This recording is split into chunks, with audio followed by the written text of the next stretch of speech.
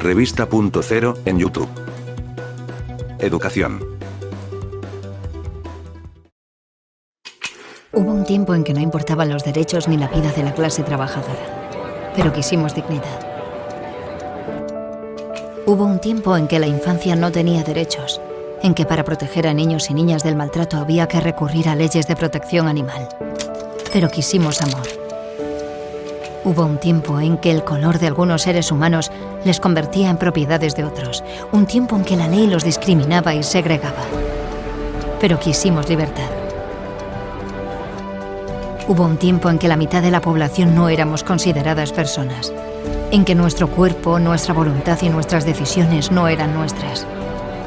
Pero quisimos igualdad. Hubo un tiempo en que se podía abandonar, maltratar y eliminar impunemente a personas en situación de discapacidad. Pero quisimos humanidad. Hubo un tiempo en que por ser, querer y desear libremente, te encerraban en un armario, en un psiquiátrico o en una cárcel.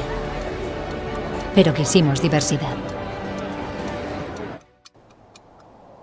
Hubo un tiempo en que las escuelas segregaban al alumnado por su procedencia, etnia, clase social o capacidades. Un tiempo en que la ONU acusó a España de vulnerar grave y sistemáticamente el derecho a la educación de niñas y niños con discapacidad. Y ese tiempo es hoy. ¿Qué queremos?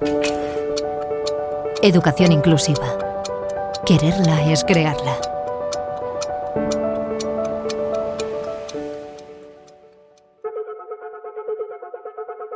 No pongas obstáculos.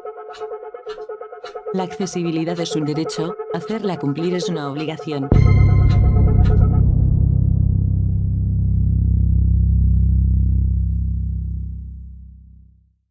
Hola, buenas tardes.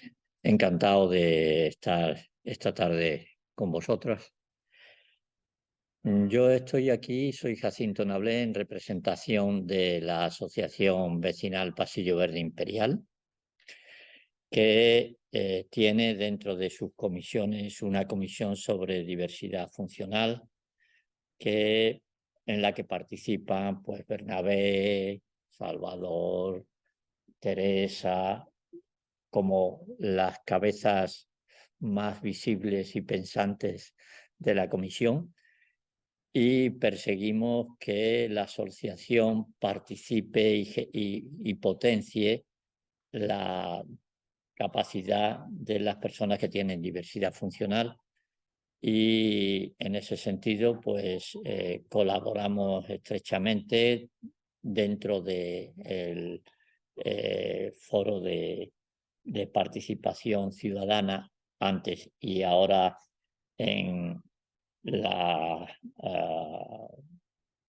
nueva versión de los foros y en la Comisión de Bienestar Social. Y nuestro interés fundamental radica en potenciar las actividades y facilitar la vida a las personas que necesitan pues una inclusión, accesibilidad, etc. La Asociación de Vecinos nació en 1998. Como tantas asociaciones, nace dentro de un entorno ciudadano que necesita algunas cosas que no tiene. Por ejemplo, en nuestro caso concreto, la Asociación de Vecinos Pasillo Verde Imperial estaba persiguiendo que en el barrio Imperial se desarrollara un polideportivo, se desarrollara un centro de mayores, en fin, necesidades que conseguimos cubrir en parte. Efectivamente, en aquella zona, en la calle, en el Paseo Imperial, se construyó un polideportivo, pero todavía estamos esperando un centro de mayores que esperamos se desarrolle en el ámbito de los terrenos de la antigua fábrica de cervezas Mao. Seguimos luchando, peleando, y siempre renovándose las actividades y potenciando la vida vecinal. En particular, pues una de las cosas que hizo la asociación de vecinos fue cuando se demolió la Mao y el Vicente Calderón. Esa demolición liberó unos terrenos muy golosos y se creó un proyecto de construcción que era, desde nuestro punto de vista, monstruoso. Se proyectaban en la zona de los terrenos de la Mao, se proyectaban 6 edificios gigantes de 21 plantas, y en la zona del Vicente Calderón se proyectaron 2 torres de 36 plantas. Eso a la vecindad le pareció tal monstruosidad que se movilizó. La asociación de vecinos estimuló esa movilización vecinal y se consiguió. Bien es cierto que porque hubo un cambio de ayuntamiento, estábamos en 2015 y las elecciones de mayo de 2015 dieron un vuelco al gobierno municipal, y el nuevo gobierno municipal, que fue el de Ahora Madrid, que presidió Manuela Carmena como alcaldesa, consiguió cambiar ese proyecto y hacerlo más racional, hacer que los bloques que se construyesen allí fuesen acorde a los bloques que hay en el entorno, 7, 8 plantas máximo. Y también se consiguió que dentro de esa zona donde había estado la fábrica de cervezas Mao se reservasen 2 espacios para ampliación de los colegios que lindaban con la fábrica de cervezas, el Instituto Gran Capitán y el colegio infantil del Tomás Bretón. Ahí se consiguieron espacios para ampliación de esos centros escolares, aunque todavía no se han desarrollado. Ya han pasado 7 años y todavía no se han ampliado esos centros escolares. Claro, esa ampliación depende de la Comunidad de Madrid.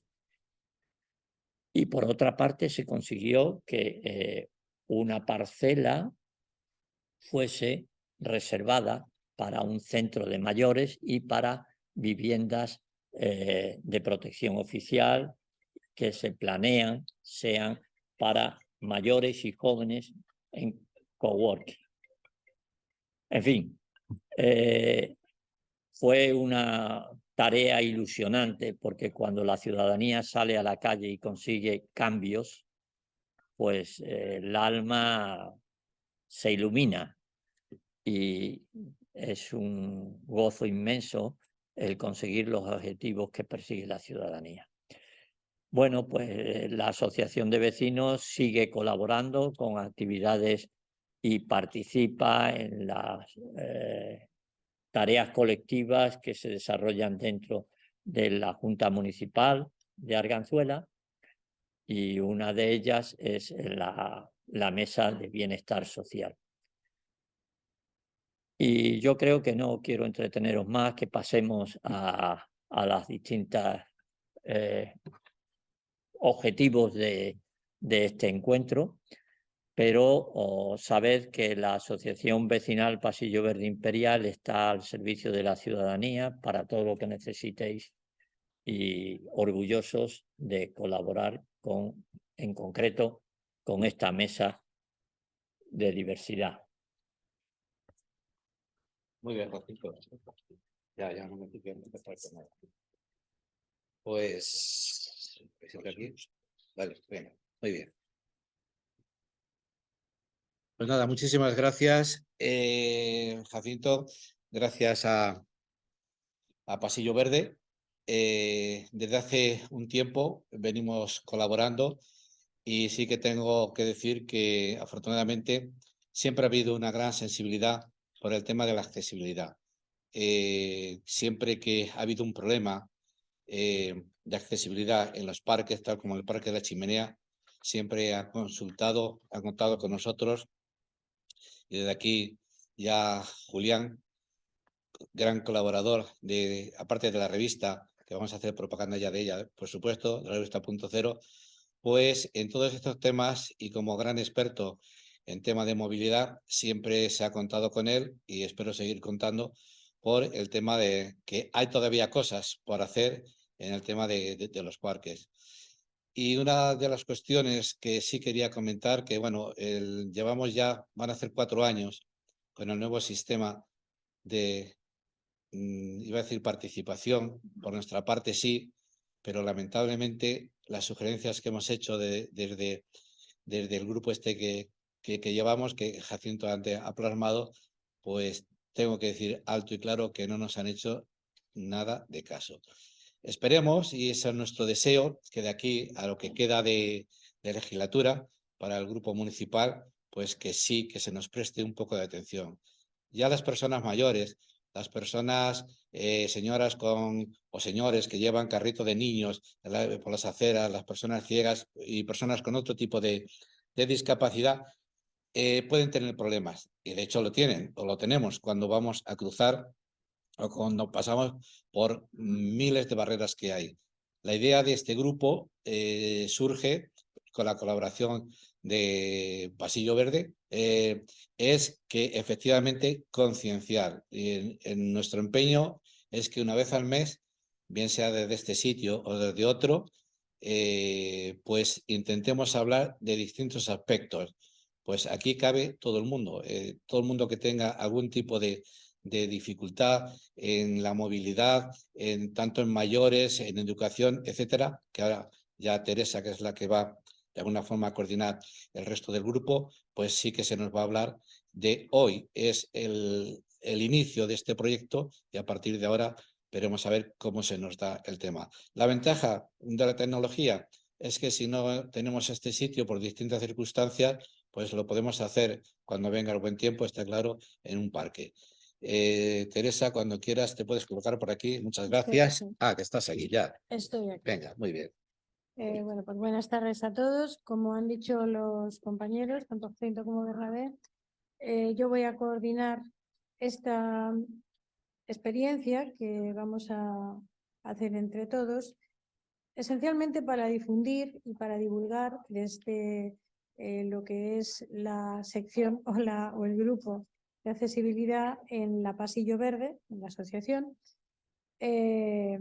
una serie de temáticas que nos pueden dar, digamos, también una visión más amplia desde un ángulo, desde el ángulo de los servicios, desde un ángulo netamente social. Entonces voy a presentar a los compañeros del grupo de trabajo. Todos provenimos de las luchas sociales, todos provenimos de la antigua mesa de diversidad y todos de una manera directa o indirecta provenimos tanto de la Pasillo Verde como de los trabajos que se vienen llevando a cabo hace muchísimos años en el ámbito de la demanda y de la crítica de las disfunciones o de los fallos que pueda haber en cuanto a las normativas que regulan los derechos en el ámbito de la discapacidad, los derechos de la ciudadanía. ¿Vale? Voy a presentar a los compañeros.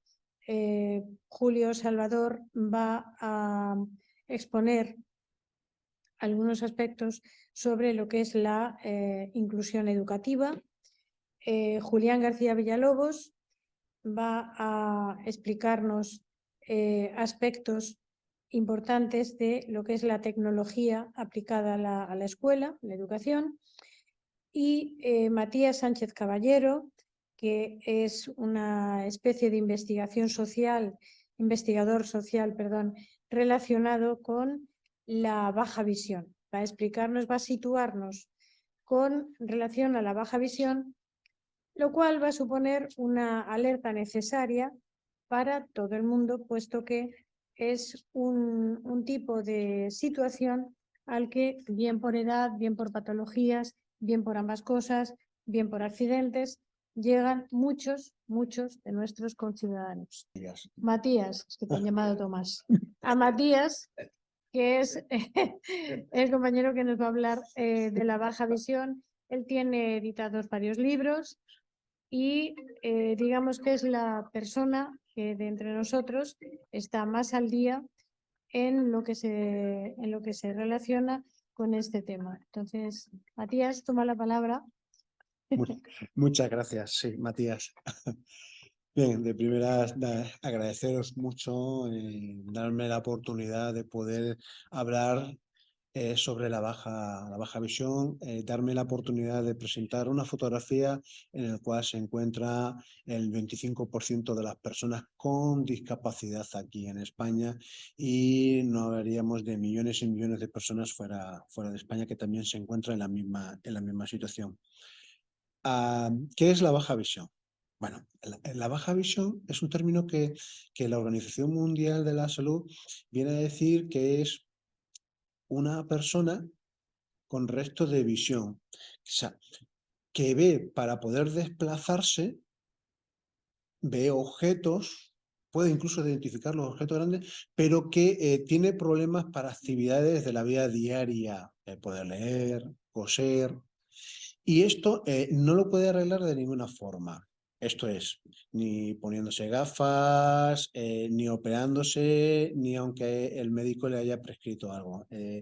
Es una persona que siempre tendrá ese tipo de déficit visual.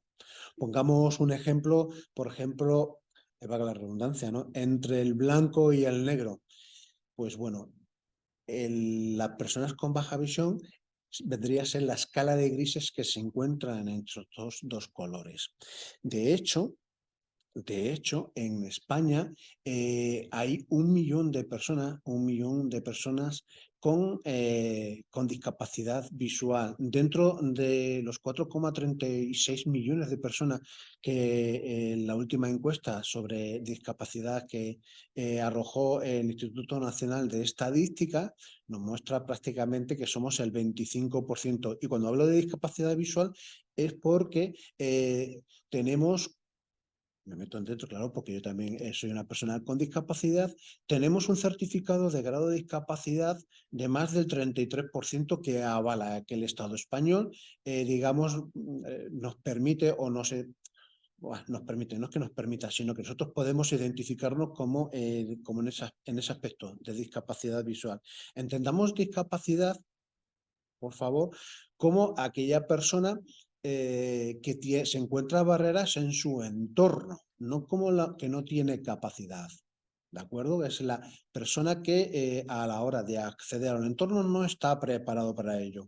Ahora veremos en qué aspecto nos encontramos, y desde el grupo de trabajo DAVI, al cual pertenezco, entre que unas personas crearon hace ya unos años, es un observatorio sobre los derechos y la accesibilidad visuales, en los cuales estuvieron reclamando al Estado, al Estado y a diferentes organizaciones, pues los derechos, porque o mejor dicho, nuestra meta, nuestro marco es la Convención Internacional de los Derechos de las Personas con Discapacidad, y estamos reclamando cosas tan sencillas como el impuesto por visión anormal. Voy a explicar esto. Eso se llama IVA. Permitidme la gracia, pero es que son tantos años que llevamos reclamando que los productos de apoyo para la visión, los productos de apoyo son herramientas que permiten a las personas con discapacidad puedan acceder al entorno, puedan hacer cosas de sus actividades diarias. En este caso, siendo visual, sería pues eso, un bastón, una línea braille, lupas, telelupas, etc, etc, etc. Bueno, pues todos los productos de apoyo para las personas con un certificado de grado de discapacidad tienen un impuesto del valor añadido del 4%, a excepción de los productos de apoyo para la visión, que se les aplica un 4 y un 21%. Como veréis, hay una desigualdad, por no decir una discriminación, en ese aspecto, y estamos reclamando precisamente, y permitidme la broma de nuevo, el IVA, el impuesto del valor añadido que se aplica a las personas con discapacidad. Hace años, este movimiento, este grupo de personas, mandó una carta al Defensor del Pueblo y nos dio la razón. Habló con la Secretaría de Hacienda, y la Secretaría de Hacienda dijo que ya teníamos un IVA bastante beneficioso, con otras palabras, obviamente, ¿no? Pero claro, nos quedamos en esa en ese sinsabor, por esa desigualdad y que no entendemos en absoluto por qué está ocurriendo. Otro aspecto también que también tenemos en nuestra fotografía, que podemos encontrar en nuestra fotografía, es el tema de subvenciones de productos de apoyo. El Ministerio de Sanidad tiene un catálogo de salud, un catálogo nacional de productos de apoyo que subvencionan. O sea, es lógico que pueda, cuando una persona se opere, pues de cadera, pues le está subvencionada la cadera, igual que cuando te operas de cataratas, el cristalino artificial que te ponen dentro es un implante que está subvencionado también, ¿de acuerdo? Pero también subvencionan los productos de apoyo para las personas con discapacidad, silla de ruedas, órtesis, prótesis, implantes cocleares y también, pues oye, audífonos, a excepción de los productos de apoyo para la visión. Y no entendemos por qué no están subvencionados este tipo de productos que ayudan a las personas con discapacidad visual a acceder al entorno igual que a los demás productos. Luego, una persona que no tiene dinero, como está ocurriendo aquí en la Comunidad de Madrid, concretamente en el Ayuntamiento de Madrid, que hay asociaciones que se dedican a ayudar a este tipo de personas a conseguir una subvención para las gafas, para unas simples gafas, porque no nos equivoquemos, la discapacidad visual, o mejor dicho, la baja visión en este caso, no es una miopía o un error refractivo.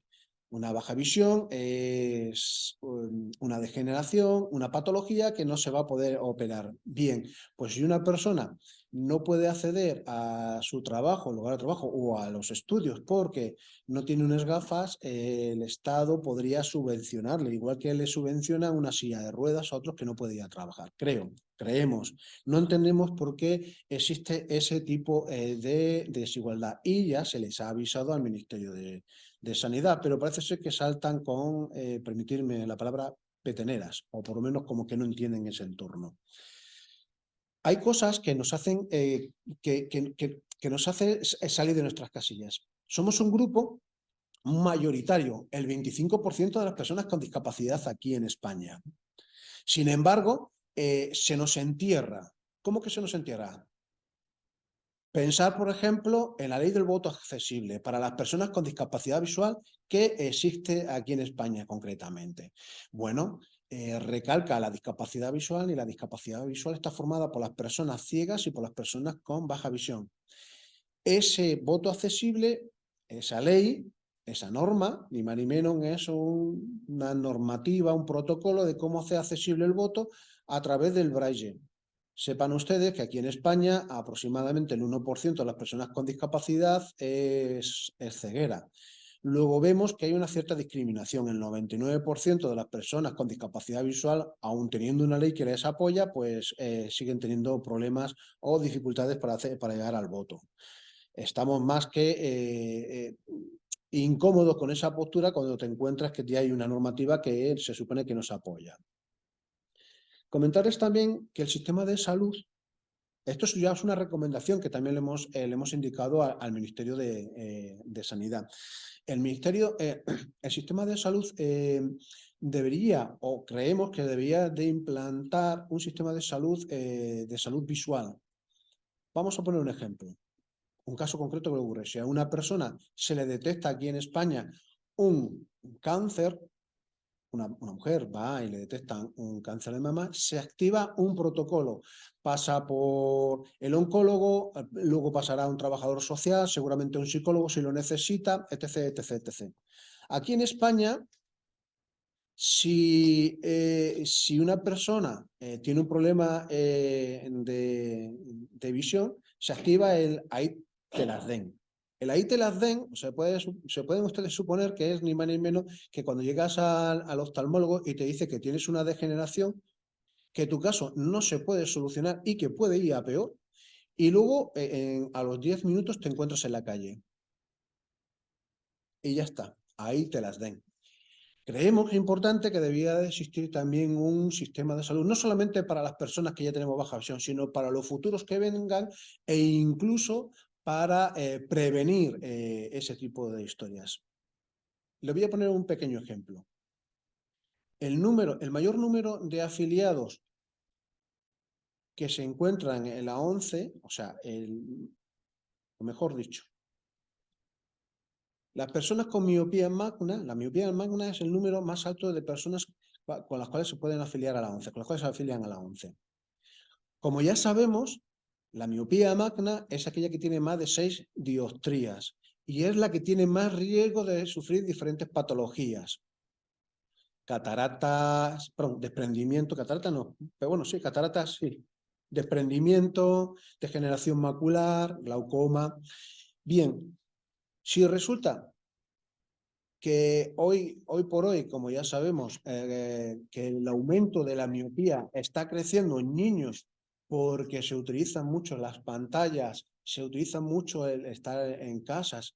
Si hubiera una campaña, solamente de una campaña de concienciación en la cual los niños o los padres les concienciaran, valga la redundancia, de que si esos niños tuvieran una salud visual mejor, pues los casos de miopía no aumentarían. Si no aumentan los casos de miopía magna disminuirían. Y si disminuyen los casos de miopía magna, ¿qué ocurriría? Que la probabilidad de personas afiliadas a la ONCE disminuiría. Estamos viendo un caso muy concreto con una sencilla campaña de divulgación que podríamos evitar pues la baja visión. Son consejos que creemos que deberían de tener en cuenta. Otro aspecto a tener en cuenta por la baja visión es la accesibilidad al entorno. Seguramente los compañeros luego lo hablarán, pero voy a especificar ese punto. Resulta que como estamos ocultos, como nadie nos conoce, también estamos ocultos en los comités técnicos de normalización. Los comités técnicos de normalización son los que nos dicen cómo tienen que ser las normas. Son la gente sesuda o no tan sesuda que se sientan alrededor de una mesa y crean las normas. Normas técnicas de edificación, normas técnicas de accesibilidad, como en este caso concreto. Bien, pues les voy a poner un caso concreto sobre la accesibilidad a los ascensores. Esos ascensores que se le voy por ahí se le llaman ascensores universales, que está dentro de una norma técnica de obligado cumplimiento.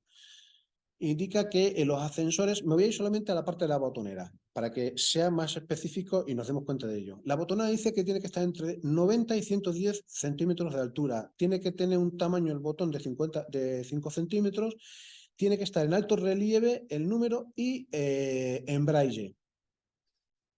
Si se dan cuenta, para ser un ascensor accesible, seguro que más de uno habrá visto cómo las personas mayores, las personas con problemas de visión, digo personas mayores porque por lo general suelen tener problemas de visión, suelen hacer una reverencia a esa botonera al encontrarse entre 90 y 110 centímetros, porque no lo ven bien y se tienen que acercar a ella. Luego hay una norma de obligado cumplimiento que no tiene en cuenta que las personas con baja visión necesitan contraste, tamaño, colores, iluminación y todo ese tipo de historias no se tienen en cuenta en esa norma. Por ejemplo, que no ha ido a un centro de salud y hay personas que no lo ven y están preguntando y tienen el panel justamente enfrente porque los tamaños son pequeños o no le han puesto otro sistema para que esas personas puedan entenderlo. Bueno, pues ahí es donde también encontramos que hay una cierta discriminación. Ese tipo de ignorancia yo la llamo analfavisión, analfabetismo visual, con buen criterio, sin querer ofender. Existe un analfabetismo en la sociedad que no saben qué es la baja visión, no se tienen en cuenta los factores como es los colores, como he comentado, e incluso en la defensa de personas con discapacidad visual. Caso concreto que le ocurrió a una compañera en el 2012, que tuvo un encontronazo con su pareja y bueno, que llevaron a juicio, se dictaminó una orden de alejamiento, el juez dictaminó una orden de alejamiento y esta mujer le dijo, oiga, mire usted, yo tengo Stargardt. Stargardt es una enfermedad que a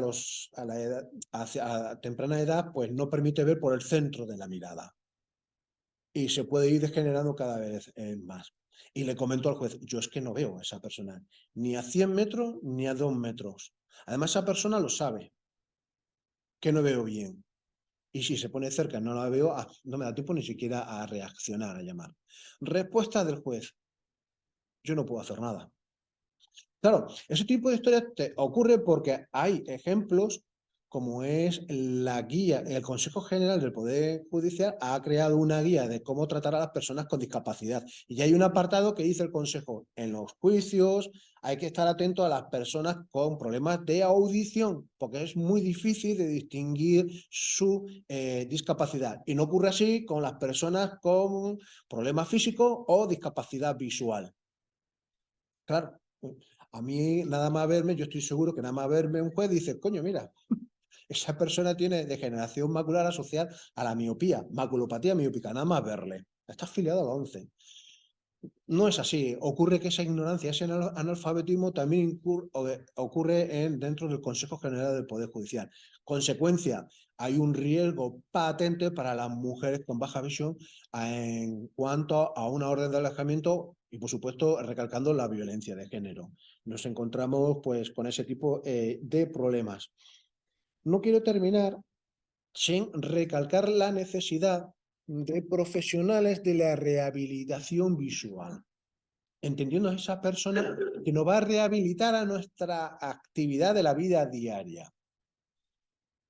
En otros países, no en España, claro, obviamente, somos tan adelantados, cuando un oftalmólogo detecta que una persona tiene una patología visual, pasa a un óptico optometrista especialista en baja visión que le va a prescribir una herramienta para trabajar, para estudiar, para su vida cotidiana, y esta le va a transmitir a otra persona, le va a dirigir a otra persona que será un técnico de rehabilitación en la actividad de la vida diaria. Oye, que le hace falta cocinar, parecerá que no, pero nos es muy difícil, ponerse imposible de estar en las vitrocerámicas, el poder encenderlos, los hornos, poder encenderlos y ver los números donde se encuentra el nivel adecuado, microondas, lavadora, etc. O sea, actividades de la vida diaria, incluso cómo defendernos cuando salimos a la calle. Los paneles no son accesibles, los cajeros automáticos tampoco son accesibles. Entonces,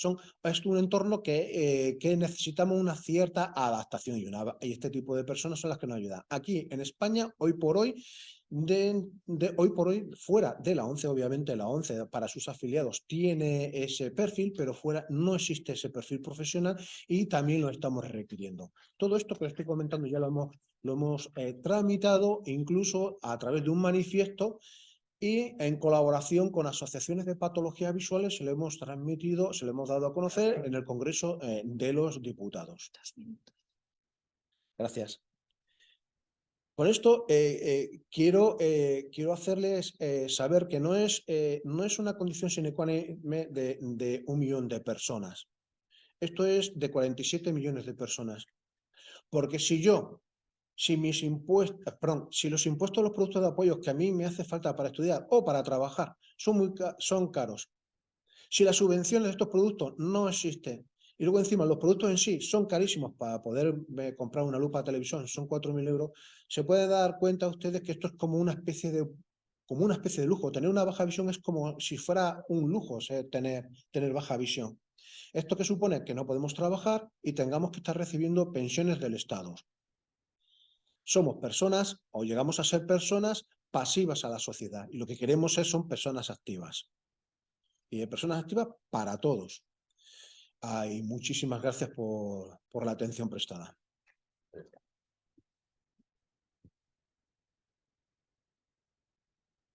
Bueno, yo creo que vamos a dejar en cada uno de los paneles expositivos, vamos a dejar las preguntas para el final y así puede ser un poquito más fluido. Yo creo que a continuación podría Julio Salvador exponernos los aspectos que él considere más importantes para acceder a una buena inclusión educativa. Buenas tardes a todos. Bienvenidos a este primer encuentro de la mesa o del grupo de trabajo de diversidad funcional de la Asociación Pasillo Verde. Bueno, yo en este primer encuentro, en esta primera charla que vamos a tener, más que centrarme en el tema de la accesibilidad y en la inclusión educativa, me gustaría un poco centrar en qué va a ser y a qué nos vamos a dedicar en todos estos encuentros que pensamos tener sucesivamente en los siguientes meses, ¿no? Entiendo, por tanto, que el primer objetivo de este primer encuentro sería el que fuéramos capaces de responder a preguntas como qué es lo que vamos a hacer, dónde los vamos a llevar a cabo, por qué es necesario hacerlo, quiénes somos. Y entiendo que a través de las sucesivas aportaciones que hagamos los diferentes intervinientes, pues quede claro cuál es nuestro objetivo, ¿no? He titulado esta charla como Inclusión y accesibilidad, un derecho y un deber. Decía Platón que uno de los males de nuestra sociedad, él hablaba de la democracia, por supuesto, es el uso de las palabras sin conocer realmente su significado, o dicho de otra forma, sin haber meditado sobre ellas antes de su utilización. Él pensaba acertadamente que eso implicaría votar sin pensar realmente en lo que estás votando. En este grupo de diversidad funcional o discapacidad de la Asociación Pasillo Verde, sabemos perfectamente lo que esto significa y el problema que supone que la sociedad se acomode en el uso de algunos términos y que acaben siendo palabras huecas o carentes de significado real. En estas charlas pretendemos precisamente sacar a la luz el significado de esas palabras para los ciudadanos que, desconociendo su uso, las utilizan de forma poco precisa o incorrecta. En otras palabras, lo que pretendemos, como decía Teresa al principio, es divulgar. No se trata de exponer un dogma de fe, no queremos hablar es cátedra, nuestra única pretensión es incitar a meditar, a pensar sobre algunas palabras, en este caso sobre palabras que hablan sobre la diversidad y devolverles todo su significado, que no puede ser otro que el que cada uno queramos darle después de haber meditado sobre ellas. Son dos los conceptos que vamos a tratar de exprimir en los próximos meses y que ya han aparecido a lo largo de este encuentro de hoy: la inclusión y la accesibilidad. La inclusión como un derecho de todas las personas y la accesibilidad como la herramienta que tiene que ayudarnos a conseguir ese derecho. Un deber para las instituciones que están obligadas a legislar y a velar por lo legislado para que todos podamos acceder a los bienes y servicios y, en definitiva, ejercer nuestros derechos en igualdad de condiciones. Empecemos por la inclusión. Según la Real Academia de la Lengua, significa principio en virtud del cual la sociedad promueve valores compartidos orientados al bien común y a la cohesión social, permitiendo que todas las personas con discapacidad tengan las oportunidades y recursos necesarios para participar plenamente en la vida política, económica, social, educativa, laboral y cultural, y para disfrutar de unas condiciones de vida en igualdad que los demás. Muchos de los que estamos aquí coincidiréis en que esta definición, coincidiréis que esta definición es la correcta y la defenderíais seguramente a capa y espada, porque esta es la acepción comúnmente aceptada. Pero vamos a ver otra definición. Por ejemplo, para la UNESCO.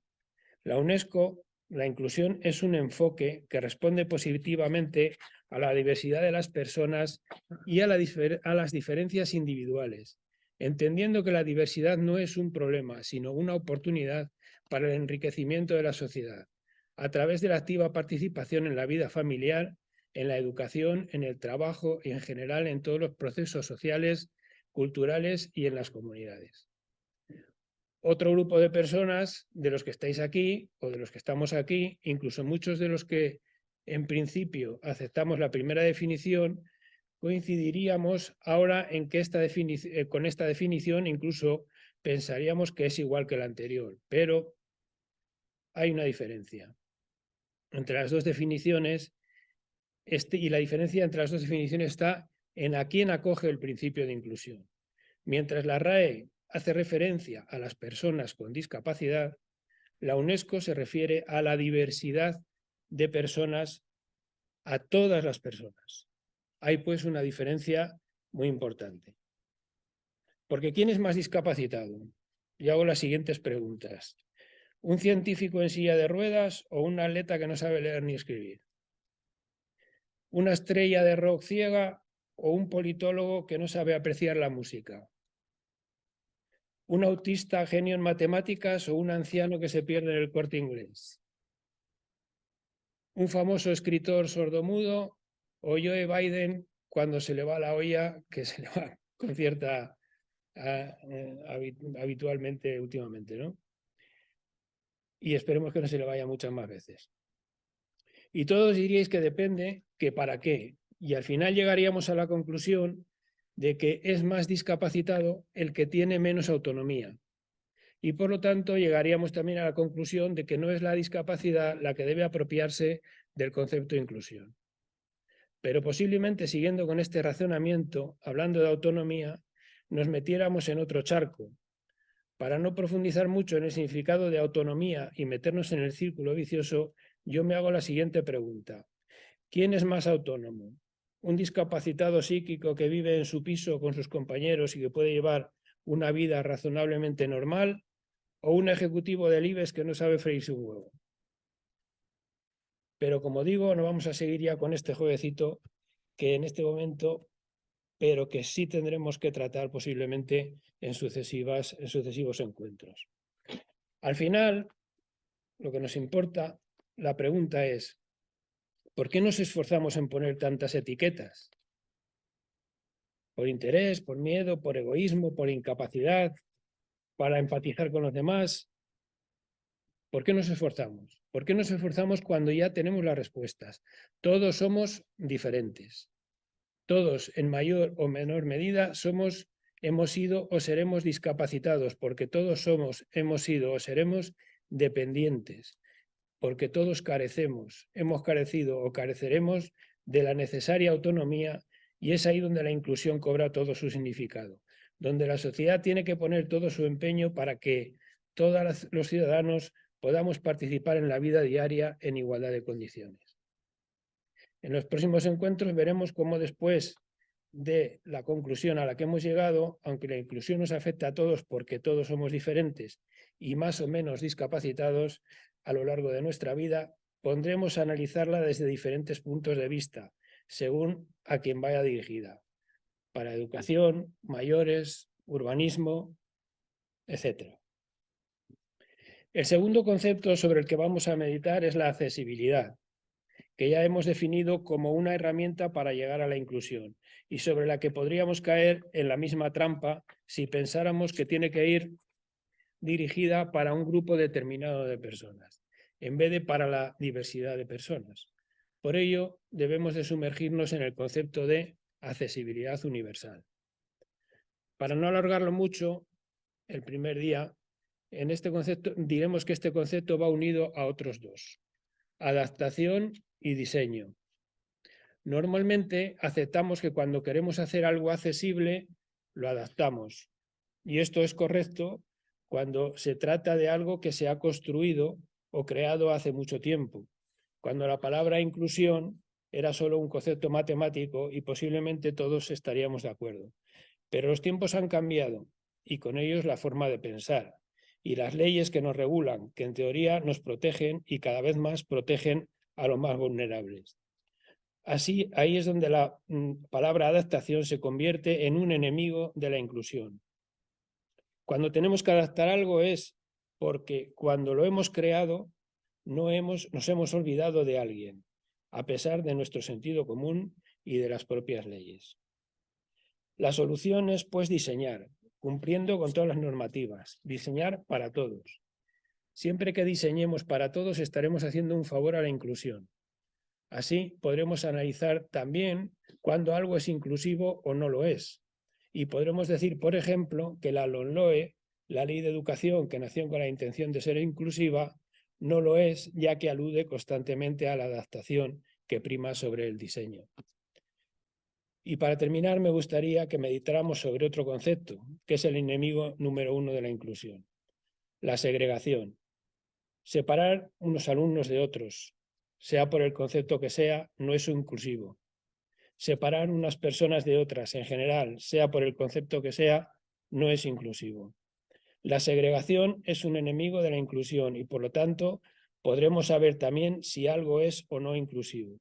Y así podríamos decir que la ley maestra impulsada por la Comunidad de Madrid no es inclusiva, ya que contempla hasta 5 modalidades de escolarización, lo cual supone una segregación del alumnado, siendo siempre los más vulnerables los más perjudicados. Y en principio nada más por hoy.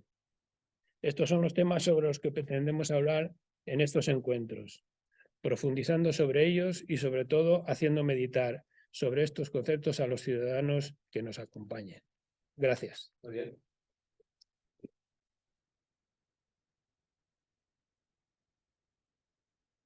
Quiero darle las gracias al ponente y antes de presentar al siguiente compañero, al siguiente ponente, como realmente vamos ganando algo de tiempo, querría que preparaseis preguntas. Yo tengo, de hecho, una pregunta que espero que como coordinadora me dejéis hacer, una pregunta no pactada para cada uno de los ponentes, pero lo haremos a continuación. Primero veremos el abanico global de lo que queremos difundir para empezar nuestro proyecto de divulgación. Así que a continuación, Julián García Villalobos nos va a informar sobre aquellas mejoras, aquella influencia que tiene la tecnología en la escuela, sobre la escuela, para nuestros niños con deficiencias visuales, con discapacidad visual. Julián. Bueno, pues buenas tardes y bueno, agradecer a la Asociación del Pasillo Verde la posibilidad de explicar, de dar una ligera información sobre ciertos aspectos que conllevan lo que se ha estado hablando y lo que ha estado hablando Julio sobre la inclusión en la escuela. Tenía también las definiciones de inclusión, me las ahorro porque ya las ha explicado Julio. Yo estoy en la segunda, en la de la UNESCO, dado que da posibilidad a todo el mundo para estar en tener una serie de derechos y tener una serie de posibilidades de desarrollo en cualquiera de sus aspectos. Aquí lo vamos a dedicar a la educación. Normalmente cuando se puso de moda todo esto de la inclusión, hace unos cuantos años, prácticamente todos los centros, había muchos centros que se declaraban centros inclusivos, centros de inclusión. Es curioso que cuando te acercabas a alguno de ellos, preguntabas a algún profesor, bueno, pues vosotros esto de la inclusión, ¿cómo habéis tenido algún tipo de formación o algo? No, simplemente pues que tenemos que atender a todos, venga quien el alumno que venga, con sus características, lógicamente. Bien, sí es verdad que se admitían, pero era un paso más en el lenguaje, ¿no? Se habló de las aulas especiales, luego de la integración, luego ahora llega la inclusión. Vamos añadiendo palabras al lenguaje, pero palabras que se quedan sin contenido, dado que si queremos darnos cuenta, o sea, si analizamos un poco lo que se refiere a la inclusión, vemos que, por un lado, para que un centro sea inclusivo, realmente lo que se necesita es una formación, pero una formación de toda la comunidad educativa, desde el señor que está en la puerta, el conserje que está en la puerta, hasta el último elemento de ese centro, tiene que saber qué es eso de la inclusión. Tiene que tener una formación adecuada a lo que él va a trabajar, donde está trabajando, para que realmente esto sea inclusivo. De nada vale un profesor en el aula con una formación tremenda en inclusión si cuando entra por la puerta el conserje empieza a poner trastos por el medio de la acera o no escucha al chaval que está hablando o no hace caso y tal. O sea, necesita de una formación. Requiere, lógicamente, también de una adaptación del entorno. Hemos estado hablando y hablamos de centros que ya están hechos, que son los que tenemos. En tanto en cuanto son nuevos, lógicamente debe cumplir una normativa que, por desgracia, todavía estamos dejando a luego ya veremos, o vamos a hacerlo y ya veremos, se cambia el tema de cumplir la legislación por el ya veremos. Yo hace poco tiempo, hace unos días, hablando con una junta municipal de un centro que se está haciendo, no era educativo, es un centro de cultural, se preguntó, oiga, esto de la accesibilidad, dice, bueno, cuando nos lo den los de las obras, ya veremos. No, ya veremos, no vamos a ver nada, porque entonces ya es muy difícil. O sea, requiere de que esos centros cumplan con la accesibilidad universal. Y luego requiere de unos recursos. Tenemos que tener unos recursos mínimos que faciliten que todas esas personas con diversidad funcional puedan tener acceso a todas las actividades y a todo lo que se desarrolle dentro de los centros. Los centros deben actuar bajo la premisa de igualdad y del derecho a la educación. Y en ello tenemos que tener en cuenta todo lo anterior. Hablábamos también antes se hablaba del tema de movilidad. Quería dar una serie de unas cuantas pautas a nivel de movilidad para poder entrar en la parte de tecnología. En cuanto a movilidad, es una cosa que normalmente no se tiene en cuenta. Es el que más lo necesita, es el que recurre a una rehabilitación, y no nos damos cuenta de que la rehabilitación, el éxito de una rehabilitación depende de cuándo se coja. Esto es como las enfermedades. Cuanto antes cogemos una rehabilitación, se empieza una rehabilitación en el momento que se ve un problema, los resultados pueden ser mucho mejores. Antes Matías hablaba de la baja visión. Si en baja visión no hay una formación, no hay una rehabilitación, no hay un aprovechamiento de esa visión que tiene, sea el nivel que sea, cuando lleguemos ya a una falta de visión muy grande, posiblemente no seamos capaces de tener los mismos resultados que si hubiéramos empezado al principio. Pues en movilidad pasa 3/4 de lo mismo. A nivel de problemas que tiene gente con visión, hay muchas veces que dicen, no, es que la movilidad para una persona que tiene un resto de visión, ya no digo baja visión, sino los que entran dentro de los parámetros de 11 de visión, se maneja bien. Bueno, se maneja bien hasta que deja de manejarse. El hecho de tener unos recursos de movilidad y una serie de estrategias para saber orientarse, para saber moverse y tal, se entienden mucho mejor cuando se ven que cuando no se ven. Entonces, la rehabilitación a nivel de movilidad se debe iniciar cuanto antes.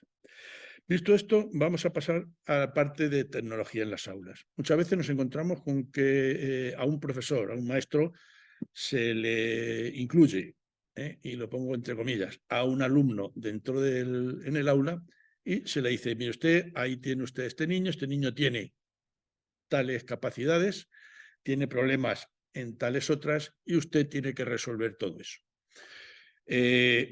Hay situaciones donde detrás hay un apoyo, como puede ser la ONCE, puede ser la FEAPA, puede ser alguna asociación que está detrás. Pero en principio ya se ha puesto al maestro sin unos conocimientos básicos sobre lo que se le viene encima, ¿vale? En educación, en la universidad, el tema de formación a nivel de tecnología de apoyo en las aulas, vamos a dejarlo que es más bien mínimo, por no decir ninguno, mínimo, salvo en aquellas universidades, por desgracia la mayoría privadas, que sí lo hacen específicamente sobre tecnología en las aulas.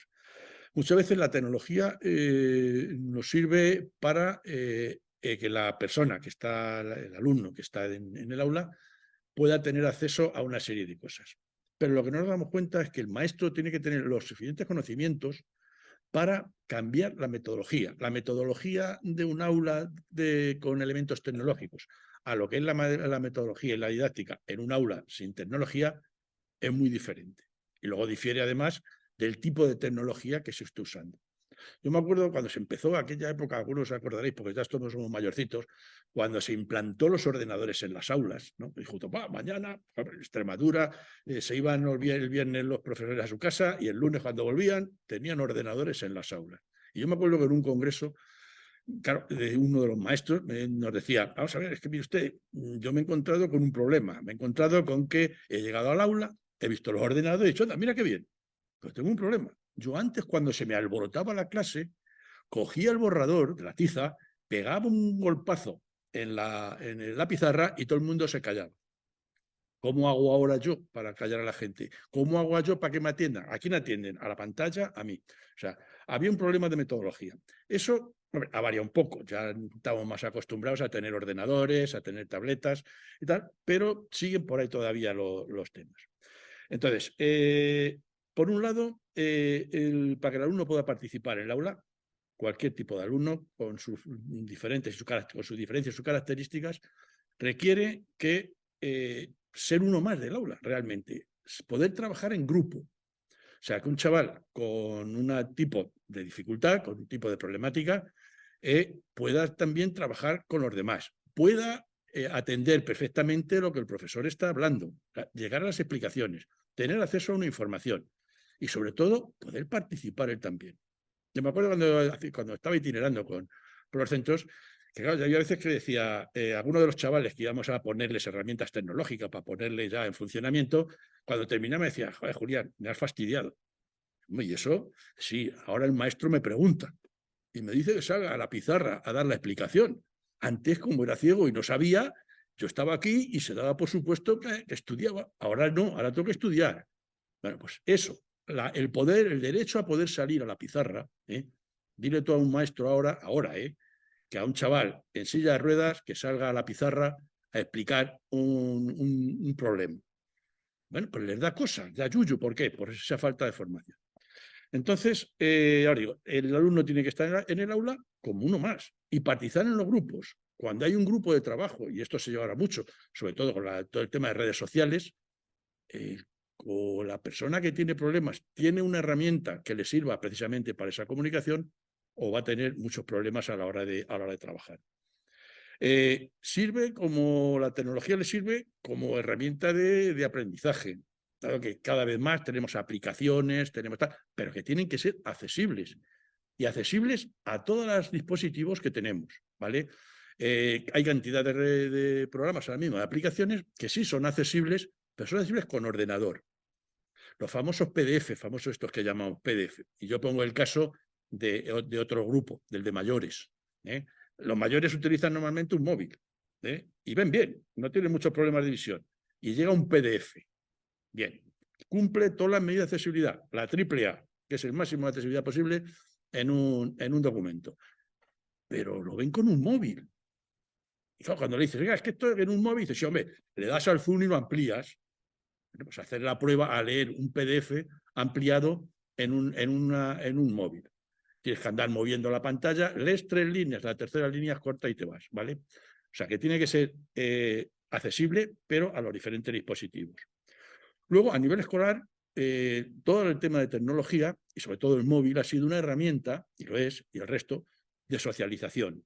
Es el que nos permite que los alumnos, cuando llegan a clase, compartan una serie de cosas que han hecho, compartan lo que hicieron el fin de semana, se puedan comunicar entre ellos para divertirse, para deporte, para ocio, para estudiar, para hacer trabajos. O sea, requiere es un elemento de socialización.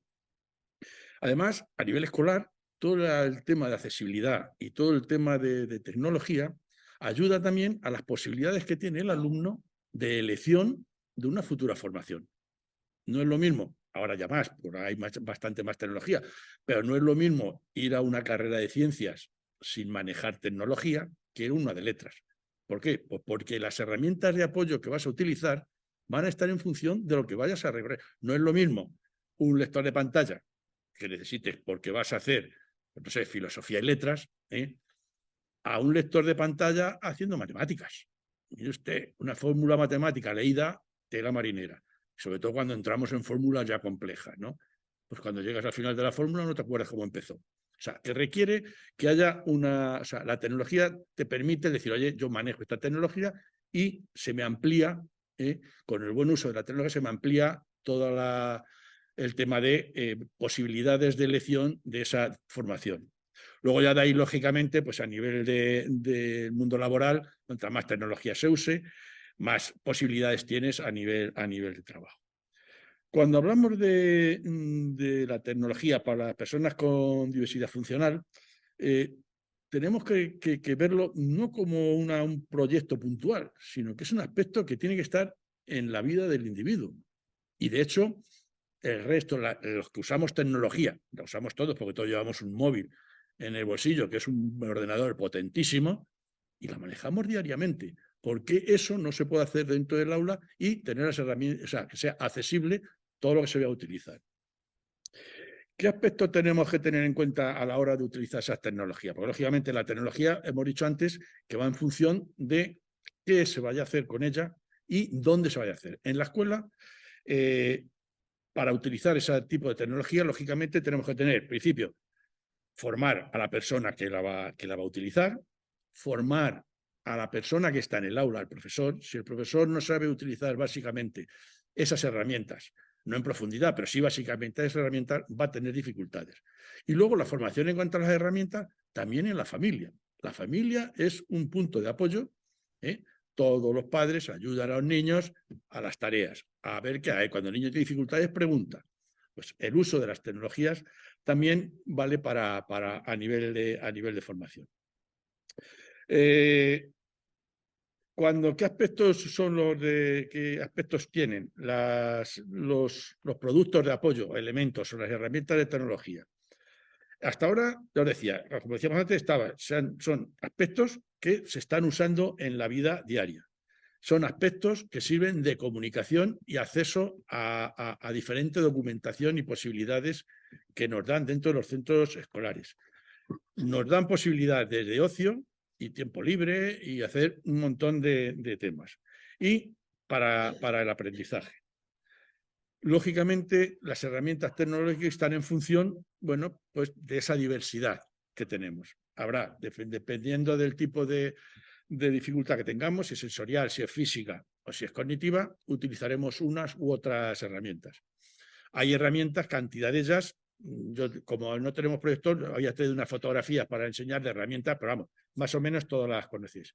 Y luego hay herramientas que son diferentes. Muchas veces hay gente que no necesita más que herramientas, digamos, de entrar en la información. Por ejemplo, gente que tiene problemas de audición y que va utiliza un audífono, no es sordo total, no entra dentro de discapacidad, pero sí con un bucle magnético en el aula ha resuelto esa dificultad. Y la única herramienta de apoyo que necesita es una herramienta de salida para que la información le llegue a él.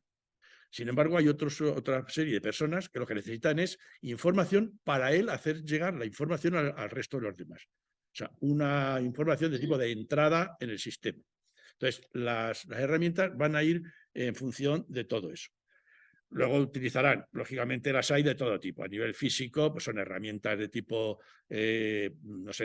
físico, pues pueden ser los ratones, pueden ser tabletas digitalizadoras, pueden ser pantallas, pueden ser un montón de ellas que son de tipo hardware, digamos, o simplemente de articulaciones, como puede ser un licornio para un chaval que tiene problemas de parálisis en los miembros superiores, y hay otros que son de mero software. Todos ellos, y curiosamente las que son de tipo físico, para las físicas, cumplen casi todas las medidas de accesibilidad, porque están hechas por ingenieros, y esos sí tienen unos baremos y tienen unos parámetros que tienen que cumplir para realizar una serie de artilugios y de herramientas, y eso suele cumplir. Y sin embargo, luego están las de software, que ahí ya tenemos más dificultades. Ahí todo el mundo intenta vender el máximo de posibilidades de aplicaciones, y aquí, concretamente, mientras que en Estados Unidos cualquier aplicación tiene que cumplir unos parámetros, en España, por ejemplo, que también tenemos una reglamentación y que oficialmente en todos los centros educativos públicos se debe de cumplir, no se cumple ese tema. Como decía, a la hora luego de diagnosticar, termino en un minuto. Tenemos que tener en cuenta, a la hora de utilizar herramientas de accesibilidad, tenemos que tener en cuenta varios aspectos. Por un lado, lógicamente, el tipo de discapacidad que tiene el alumno, en qué grado, en función del grado de discapacidad, lógicamente va a necesitar una herramienta u otra. ¿Qué capacidades tiene ese alumno? Porque hay veces que muchas veces cuando dicen, no, pues es que se puede adaptar cualquier tipo de sistema, indudablemente. Ahora mismo una cabina de un avión, si se empeña alguien con mucho dinero, la adapta para cualquier tipo de discapacidad. Otra cosa luego es que el que se ponga detrás tenga habilidades suficientes para poder manejar todas esas herramientas. Pero poder se puede. Y luego saber qué nivel de conocimiento son los que va a necesitar y qué individuo tenemos delante. Si vamos a trabajar con una persona, un chaval que tiene, no sé, pues de infantil, y le ponemos una herramienta que se necesita una serie de capacidades muy superiores a las que tiene, pues no nos va a valer para mucho. Hay que tener en cuenta todos esos aspectos. Y luego el entorno ya. Y luego tener muy en cuenta sobre todo el entorno familiar. El entorno familiar de educación es importante en tanto en cuanto un porcentaje muy alto de adaptaciones, de búsqueda de recursos accesibles, lo va a hacer la familia. O debe de hacerlo la familia o debería de hacerlo la familia. Entonces tiene que tener la formación suficiente para poder llegar a esos recursos. Y bueno, pues en charlas posteriores podremos profundizar y ver si queremos todo ese tipo de herramientas. En principio suenan muy duro, pero luego son cosas muy sencillas, ¿no? No hay mucha detrás, no hay más que una serie de conocimientos que por el hecho de no haber entrado en ellos, pues no se pueden utilizar, pero no es tan complejo. Y nada, bueno, las preguntas que queráis. Muchas gracias.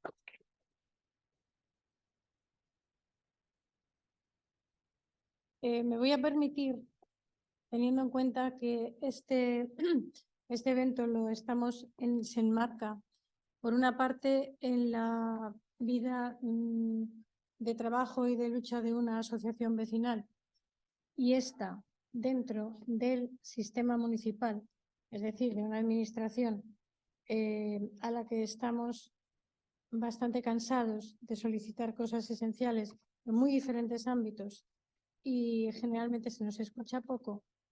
Yo me voy a permitir, si me dejáis, hacerle una pregunta a cada uno de los tres ponentes relacionados tanto con el contenido de sus exposiciones como del ámbito en el que nos estamos desenvolviendo, que es el municipal. Me gustaría, ya que estás aquí, Julián, contestas el primero, me gustaría saber qué iniciativa crees tú que tendría que priorizar el municipio, o sea, lo que es el ayuntamiento, el ámbito en el que nos encontramos, para poder mejorar todos los aspectos que has transmitido. Además, lógicamente, y basándolo sobre el primero de todos, que es la formación de la comunidad educativa. Hombre, yo para todas el tema de accesibilidad es el cumplimiento de la normativa que hay. Si hay una normativa que tenemos ahí y que simplemente con cumplir esa normativa avanzaríamos mucho. Y hombre, hay uno que es indudable, que es el que los centros públicos sean realmente accesibles y que cumplan con la accesibilidad universal, que no lo cumplen en su mayoría. Podríamos concluir que el ayuntamiento, en este caso, con el incumplimiento, yo diría que sistemático, de muchas de sus incluso propias normativas, resultan ser la primera barrera con la que se encuentra un niño, en este caso, que entre en la escuela.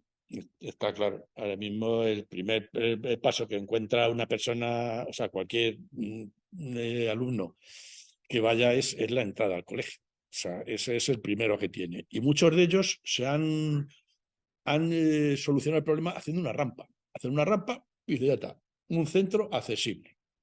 A mí usted, detrás de la rampa hay unas aulas, hay unos contenidos, hay unos recursos, hay un montón de cosas detrás que no cumplen esa normativa. O sea, lo de la rampa, sí es verdad, con eso pues ya entra el niño, ¿no? Como ya es inclusión, pues ya le hemos incluido al niño dentro, pero físicamente en el espacio, no en el sistema educativo. Vale.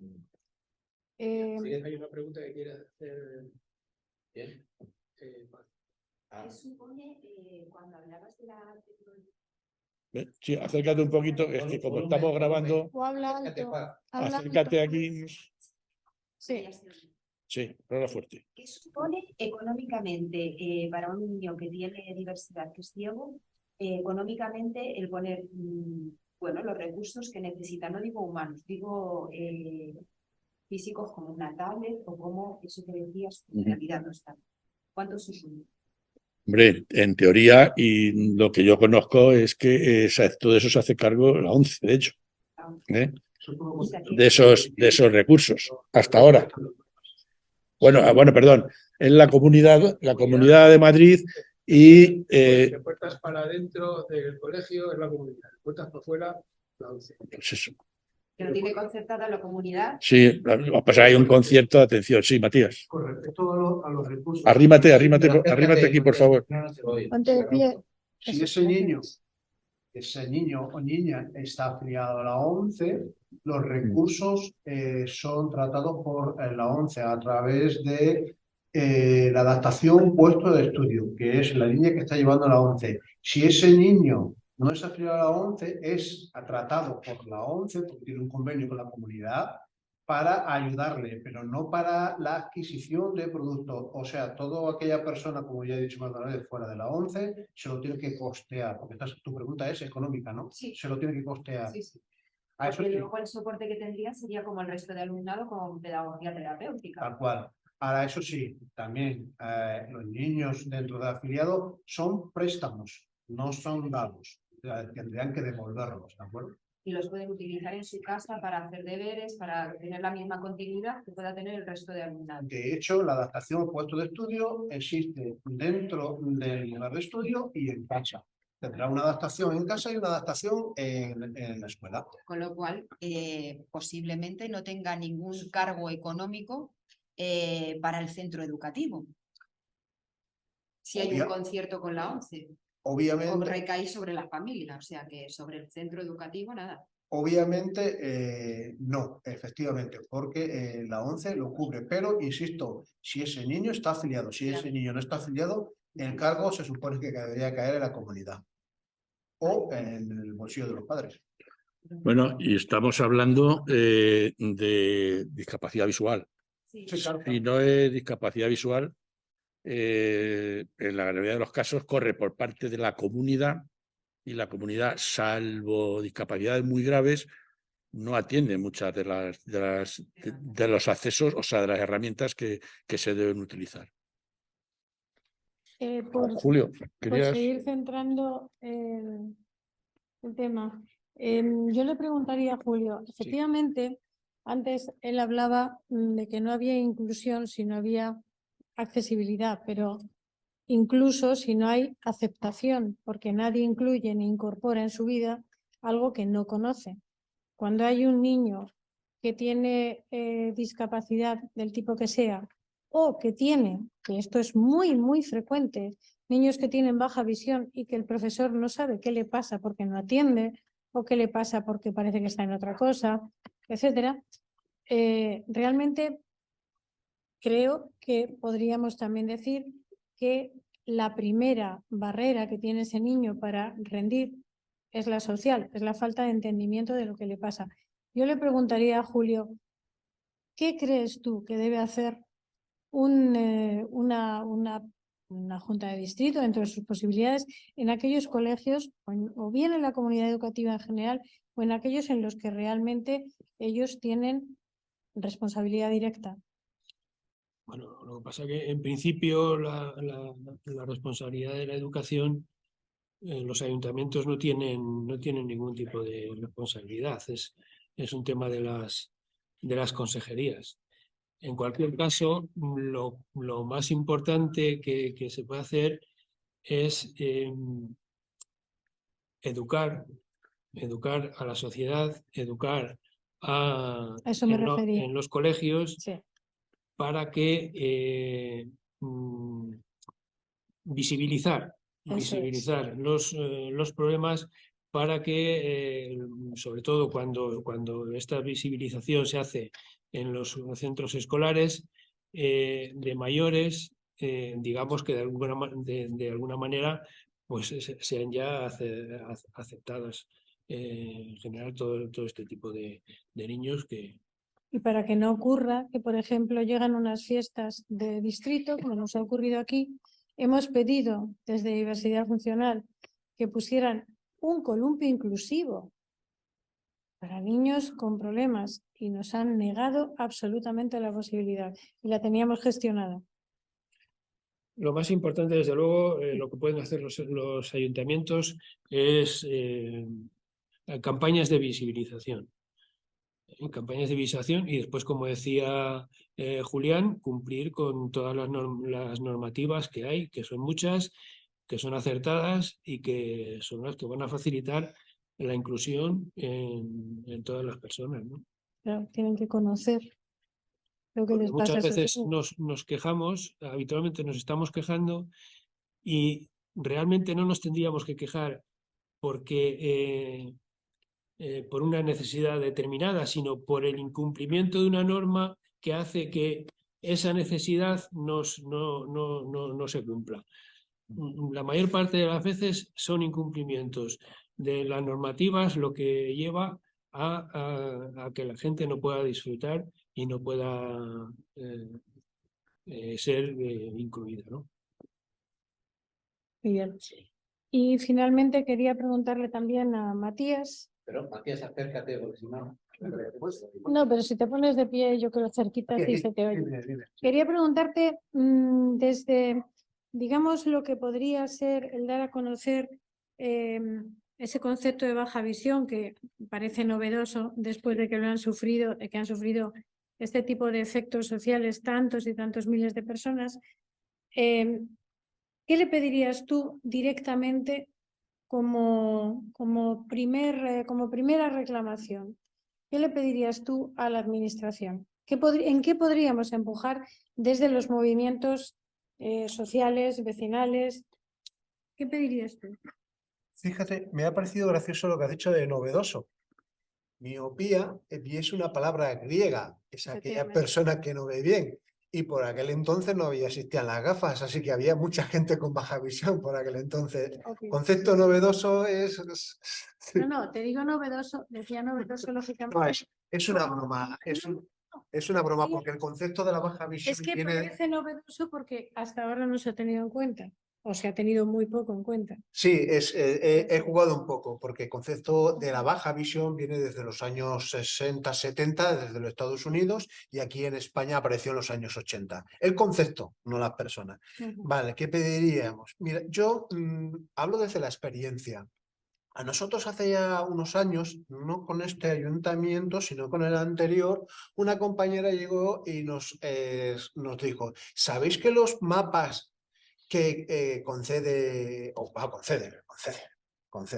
Los mapas turísticos que dan en las oficinas de turismo no son accesibles por nosotros? Hay unos accesibles que te lo dan, pero que están en braille. Claro, yo no sé braille ni nada por el estilo. Y dijimos entre todos, oye, ¿no tienen un mapa un poquito más grande? Porque claro, son diminutos, no pequeños, diminutos, que hay personas mayores que no llegan a ello y los que no vemos, pues menos todavía.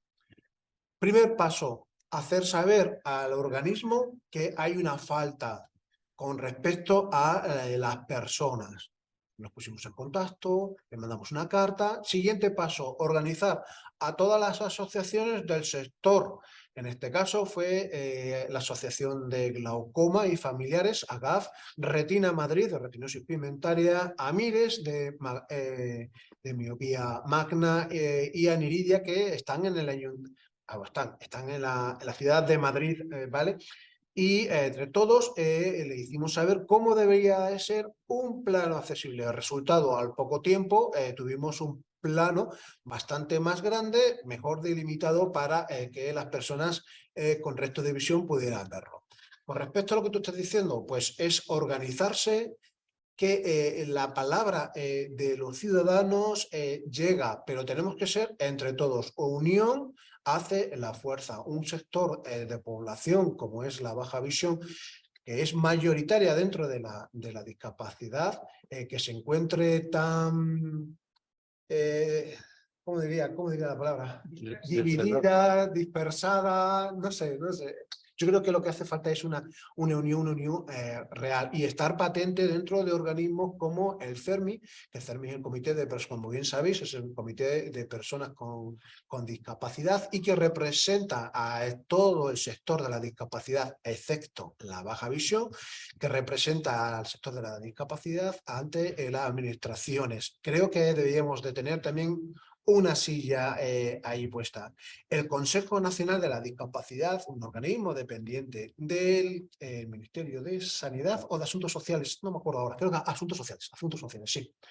Pues sé que existen sillas, pero la baja visión no lo tiene. Deberíamos de tener estar ahí presentes, igual que en el Real Patronato, e igual hacerse constar en la Oficina de Atención a la Discapacidad, la OADIS, que también es un organismo dentro de las administraciones. Como ve, hay muchos organismos y sí que se nos debemos hacer patentes, pero alzando la voz. No es solamente divulgar la baja visión, sino estar ahí. Muy bien, pues desde aquí, si no hay más preguntas. Vamos a ver si alguien de los que están Online. quieren hacer alguna pregunta. Dilo porque a mí no se me oye de verdad. Perdón. Si alguna de las personas que están online en algún punto fuera de este salón, si queréis hacer alguna pregunta, es el momento. ¿Se ha oído? Espera un momentito. Ramón, que estás por ahí, espérate a ver. ¿No? Aquí hay una pregunta, una observación. Bueno, parece ser que no. Aquí. ¿Me oís? Sí, sí. Vale, yo soy Lourdes Martínez, estoy con Matías en el grupo DADI, también fui también del grupo promotor del manifiesto La defensa de las personas con baja visión que presentamos por el registro del Congreso de los Diputados el 9 de junio del 2022. Respecto a la accesibilidad universal, me gustaría insistir también, además del diseño universal, en el tema, por ejemplo, del acceso a los bienes culturales, a la cultura y a los servicios públicos. Eso es una cosa que también desde una asociación distrital como esta de la Ciudad de Madrid, pues sí me gustaría que se tuviera en cuenta. Me llama la atención cómo desde las arcas públicas se subvenciona cine español, teatro, y todavía yo no he visto en Madrid que se reserven filas cero para personas con discapacidad visual. Es algo que se podría pedir. No sé si Matías conoce si hay algún precedente o de alguna sesión que se haya hecho para gente de la ONCE, no lo sé. Yo no lo conozco. En el tema de los servicios públicos, me parece que, por ejemplo, sí que es verdad que la numeración que aparece no es accesible porque hay muchas personas, yo particularmente a veces me cuesta verlo, aunque haya cogido el numerito. Los servicios públicos en Madrid no están adaptados para personas con baja visión. Simplemente pues como que no estamos. O sea, si alguien te quiere atender o el vigilante, pero si tú no ves el numerito, no sabes, tienes que pedir ayuda, es algo, hombre, que se debería un poco, yo creo, tener en cuenta y protocolizar. Las juntas municipales, por ejemplo, que tenemos aquí muy cerca de aquí, y otros, ¿no? Bueno, pues más o menos respecto, por ejemplo, al tema de las ayudas técnicas, de lo que ha hablado Matías, es verdad que esto queda un poco al albur de los presupuestos de las comunidades autónomas, de las ayudas técnicas y productos de apoyo. En la Comunidad de Madrid, después de llevar años, yo soy funcionaria de la Comunidad de Madrid, de haber como 4 o 5 años sin haber, o sea, había ayudas para otras discapacidades, estaba excluida la discapacidad visual. En el 2022 se acabó el plazo de solicitudes el 30 de mayo, o sea, en el año 2022 sí que ha habido, se modificaron las bases reguladoras y sí que hay, o sea, se subvenciona hasta 500 euros para productos de apoyo, pero esto es algo que a lo mejor el año que viene ya no existe. O sea, que esto, lo suyo es que se obligara, o sea, o que estuviera en cartera de servicios dentro del catálogo de prestaciones de las consejerías de sanidad, porque están delegadas las competencias de las comunidades autónomas en salud. Y es algo pues que, bueno, pues que es verdad que mucha gente, y hay gafas, los cristales de alta graduación son carísimos, o sea, y hay gente pues que no lo puede, pues le cuesta muchísimo trabajo. Bueno, básicamente esa es mi aportación. Muy bien. Y ha sido muy interesante a todas las ponencias y bueno, sí me gustaría que para la próxima vez, o sea, que me hubiera gustado ver, me imagino que habréis tenido poco tiempo, o sea, que hubiera habido más gente, porque es muy interesante todo lo que se dice y creo que esto merece la pena que tenga mucho más eco y que venga muchísima más gente, porque es súper grande el salón de actos y menos mal que ha sido online también, ¿no? Pero... De todas formas, lo que pasa es que en esta ocasión ha habido un cambio a una semana vista nada más y no ha podido hacerse de otra manera, pero como vamos a hacer, el proyecto es una continuidad de encuentros, yo creo que sí que conviene dejar un poco resumen y constancia de que de lo que hemos empezado a exponer, que es un comienzo, se deduce que es necesario el conocimiento de todos aquellos aspectos, digamos, de las diferentes discapacidades relacionadas con la visión, en este caso, que ayuden a entender y a aceptar a las personas tal cuales son. Por otra parte, además del conocimiento, es necesario visibilizarlo y de eso deberían encargarse las administraciones. Y por otra parte también, yo creo que de lo que se desprende esencialmente es que la necesidad existe, el deseo de que se resuelvan las cosas tiene que reflejarse en reclamaciones permanentes y en demandas firmes y, en consecuencia, creo que lo que nos queda es un camino largo y bueno, sin descanso porque no se ve el final. Lo importante es seguir consiguiendo cosas. Muchísimas gracias a los ponentes, a los compañeros. Va a despedir Jacinto. Y Jacinto, que viene por aquí. Bueno, pues yo estoy francamente maravillado de la excelencia de las intervenciones y creo que la Asociación Vecinal Pasillo Verde Imperial está enormemente agradecido a la comisión y particularmente a las cabezas organizadoras y a los ponentes de la jornada de hoy, porque realmente es una aportación de conocimiento al conjunto de la sociedad y como bien ha dicho mi predecesora, que realmente es algo que merece la pena continuar desarrollando, que la sociedad en conjunto y en particular nuestra organización y nuestro entorno en el distrito de Arganzuela puede enriquecerse y mejorar las condiciones de vida de las personas que tienen alguna dificultad, alguna discapacidad, y esperamos seguir contando con esta hermosa comisión que mes a mes nos aportará un encuentro de estos que maravillan. Yo estoy francamente agradecido y orgulloso de haber participado en este encuentro y espero poder seguir participando en los próximos. Muchas gracias a todos. Muchísimas gracias. Y encantado. Punto.